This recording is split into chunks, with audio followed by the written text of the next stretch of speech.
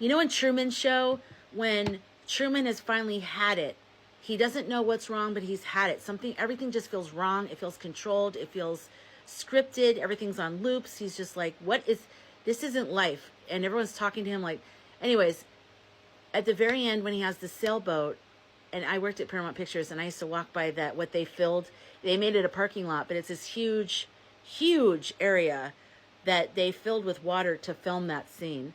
But I used to walk by it every day to have lunch, and I thought about that. But anyways, his sailboat, he doesn't know where he's going, and he might actually be unalived by the storm. It's just, the blueprint fathers of the Truman Show are flipping switches, making storms happen, making waves happen, making lightning happen, making rain happen, making wind happen. Like they're working like a music producer at a soundboard. He has got all these switches, and he's throwing everything he can at Truman in that boat. He's throwing everything at him, and Truman's like, I don't care. You can unalive me. I don't care anymore. I can't live this life anymore. I can't. And I have lived through this. I understand this. That's why I'm talking like this. And I know that if you're watching this, you know what I'm talking about. You may not be conscious of it fully, but you feel something in your body when you're listening to me. And when you hear people talk like this, the way that I'm saying all this stuff, you feel it. You're like, yeah, there's something off about all of this. This does not feel right. You're right. It's wrong. They have been taking advantage of us all this time. Okay? We are waking up now. I'm so glad I'm part of this time. And yes, it comes with other things like being scared and lots of things getting crazy. But the good thing is you get to be alive when the new thing starts to develop, when there's a birth of a new thing. You know how many souls are clamoring to be here right now during this time to be part of this? And you're here, and that's awesome. So anyways, when Truman is here and they're throwing everything they've got at it, he even falls out of the boat. It's a sailboat. He falls out. He's just clinging to the water. And he's like, I don't care. I don't care if I unalive. I don't care. I'm not sticking to that other life. I'm not going to just keep getting up every day, going to work and being in the loop. I'm not going to do it. And so he somehow gets back into the boat, and he's just crying. He's being rained on. It's the storm. And even the people in the control room with the guy are like, we're going too far. Like we're going to unalive him. And the guy just looks like a crazy scientist. The Truman Show is this whole project. And they're like, this is a real guy. And he's like crying, and he's freaking out, and he's willing to unalive for this cause. Like, let's stop. I think we're actually going to do something.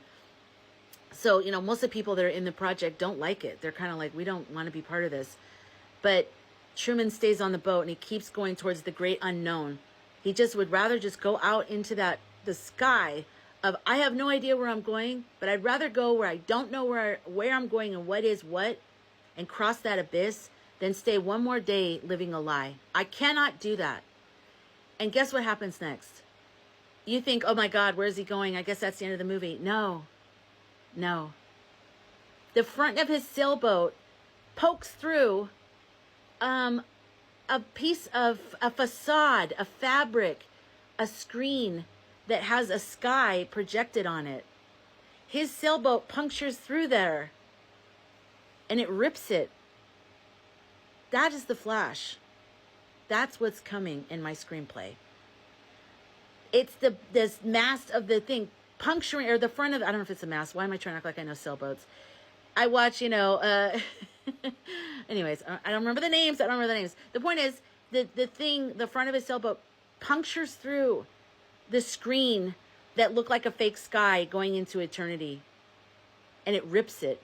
And guess what? He gets up and he looks around and goes, wait, what? It's all a facade. He gets out of the boat. And if you haven't seen this, I'm sorry. Go watch it, okay? And I'm sorry I just ruined it for you, but I'm also waking you up to life and my screenplay. He gets out of the boat. He can stand in the water. It's not a deep ocean. He's not headed off into wherever. He's at the end of the facade. He gets out of the boat and he walks to the right, and there's a staircase. He walks up the you couldn't even see it before. He walks up the staircase. He realizes there's a door in the sky. He opens up the door and he looks back and goes, in case I haven't said it, his little statement, good afternoon, good evening, and good night. And that's how the movie ends. And guess what?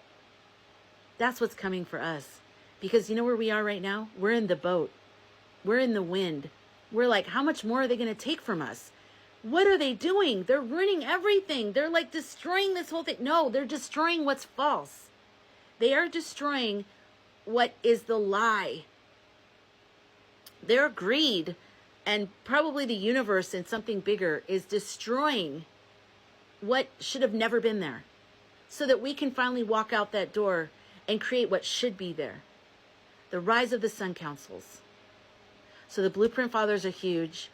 The Flash is bigger than any blueprint father. We together are bigger than the blueprint fathers. Okay? I'll see you in the next episode.